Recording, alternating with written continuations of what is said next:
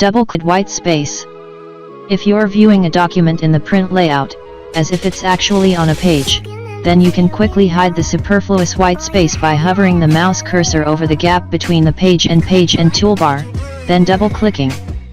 Double-click again to bring it back.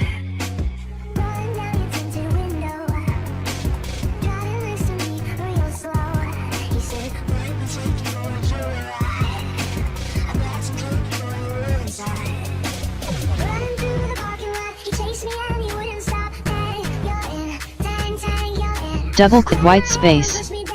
If you're viewing a document in the print layout, as if it's actually on a page, then you can quickly hide the superfluous white space by hovering the mouse cursor over the gap between the page and toolbar, then double-clicking. Double-click again to bring it back.